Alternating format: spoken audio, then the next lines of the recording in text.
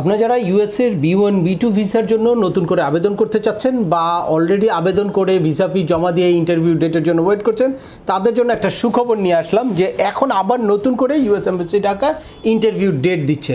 তো কারা কখন ইন্টারভিউ ডেট পাবে বা পুরনো যারা ইন্টারভিউ ডেট আছে সেটাকে কিভাবে রিশিডিউল করতে পারে বা রিফিউজাল ক্যাটাগরির যারা অলরেডি প্রিভিয়াসলি রিফিউজড আছে তারা এখন কিভাবে ইন্টারভিউ ডেট নিতে পারবে সেটাই আলোচনা করব আজকের এই ভিডিওতে। চলুন শুরু করা যাক। তার আগে বলে নিচ্ছি, যারা আমাদের চ্যানেলে নতুন বা আমাদের চ্যানেলটি এখনও সাবস্ক্রাইব করেননি, please hit the subscribe button. আর যারা অলরেডি সাবস্ক্রাইব করেছেন তাদেরকে অসংখ্য ধন্যবাদ।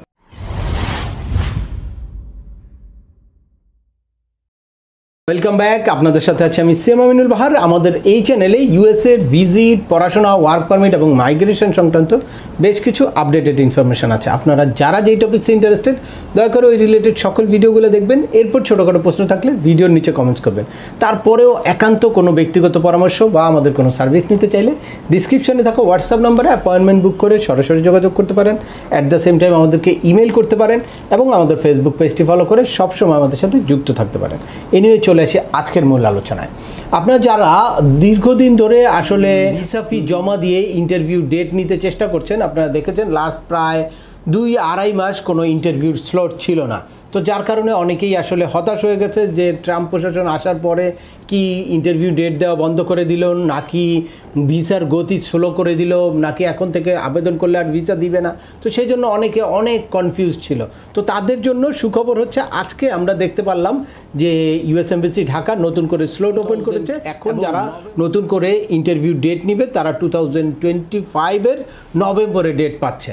নভেম্বরের ডেট অলরেডি শেষ। আমি লাস্ট যখন আপনাদের এই ভিডিওটা করছি ডিসেম্বরের ডেট শো করছে।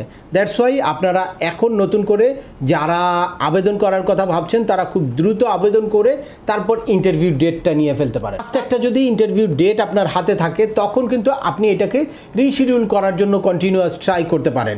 যখনই কোনো স্লট খালি থাকবে তখন আপনি ওটাকে রিশিডিউল করে নিতে পারেন। এছাড়াও আপনার যদি ইমার্জেন্সি কোনো গ্রাউন্ডস থাকে, যেই পারপাসটা আপনার ইমার্জেন্সি এরকম কোনো ইস্যু থাকলে তখন কিন্তু আপনি ইমার্জেন্সি অ্যাপয়েন্টমেন্ট রিকোয়েস্টও দিতে পারেন ইউএস এমবাসি ঢাকাকে। ইউএস এমবাসি যদি ওটা অ্যাকসেপ্ট করে তাহলে কিন্তু খুব দ্রুততম সময়ে মাত্র 2 সপ্তাহের মধ্যেও আবার আপনি ইন্টারভিউ ডেট পেয়ে যেতে পারেন।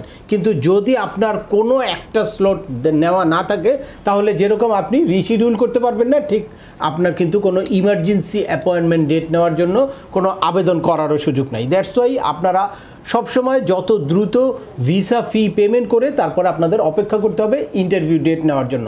যখনই স্লটটা অ্যাভেলেবেল থাকে তখনই কিন্তু আপনি ইন্টারভিউ ডেট নিতে পারবেন। আর এক্ষেত্রে কোনো টাকা পয়সা দিয়ে কন্ট্যাক্ট করে চুক্তিতে ইন্টারভিউ ডেট নেওয়ার কোনো সুযোগ নেই। ইউএস এমবাসি ঢাকাকে যে টাকা দিয়ে কেউ ডেট নিয়ে ফেলবে এটা মনে করার কোনো কারণ নাই। যখনই আপনারা ভিসা ফি পেমেন্ট করবেন, ভিসা ফিটা আপডেট হওয়ার পরে যদি স্লট অ্যাভেলেবেল থাকে তাহলে কিন্তু আপনারা স্লট নিতে পারবেন। এখন আসি যে আপনারা যারা অলরেডি ইউএসএর B1 B2 ভিসার জন্য আবেদন করে রিফিউজ হয়েছেন তারা কিভাবে ইন্টারভিউ ডেট নেবেন। যারা অলরেডি রিফিউজ হয়েছেন আপনারা প্রথমেই দেখতে হবে যে আপনাদের রিফিউজাল ডেটটা কবে। রিফিউজাল ডেটটা যদি 1 বছরের মধ্যে হয়, অর্থাৎ 1 বছর পার না হয়, তাহলে আপনাদের কিন্তু রিফিউজাল ক্যাটাগরিতেই এই ইন্টারভিউ ডেটটা নিতে হবে। আপনাকে প্রিভিয়াসলি রিফিউজড এইটা সিলেক্ট করতে হবে। এটা সিলেক্ট করার পরে যদি ইন্টারভিউ ডেট শো করে তাহলে ডেট নেবেন, আদারওয়াইজ ডেট নিতে পারবেন না। এখন যদিও নতুনদের জন্য ইন্টারভিউ ডেট শো করছে, কিন্তু আমরা যখনই দেখলাম যে প্রিভিয়াসলি রিফিউজ সিলেক্ট করার পরে তারপর কোনো ইন্টারভিউ ডেট শো করছে না। দ্যাটস ওয়াই আপনাদের আরও অপেক্ষা করতে হবে। আপনারা যখনই দেখবেন কন্টিনিউয়াস ফলো আপের মধ্যে রাখবেন, যখনই দেখবেন যে রিফিউজড ক্যাটাগরিতে আপনাদের ডেট শো করছে তখন কিন্তু আপনারা ওই ডেটটা নিতে পারবেন। আর এর বাইরে যদি 1 বছরের পার হয় বা আপনি রিফিউজ হওয়ার পরবর্তী 1 বছর পার হয়ে যায় তখন আপনি কিন্তু একদম রেগুলার স্লটই নিতে পারবেন। 1 বছরের আগে যদি আপনি রেগুলার স্লট নেন তাহলে কিন্তু ইউএস এমবাসি ঢাকা আপনার ইন্টারভিউ ডেটটা বাতিল করতে পারে। বিভিন্ন সময় অনেকে প্রিভিয়াসলি রিফিউজ হয়েছে তো চুক্তিতে কন্ট্যাক্ট করে টাকা পয়সা দিয়ে তারপর ইন্টারভিউ ডেট নিয়ে নেয়। এক্ষেত্রে সাবধানতা আপনাদের অবলম্বন করতে হবে যে অবশ্যই দেখতে হবে যার মাধ্যমে আপনি ইন্টারভিউ ডেটটা নিলেন সে কি প্রিভিয়াসলি রিফিউজ সিলেক্ট করেছে কিনা।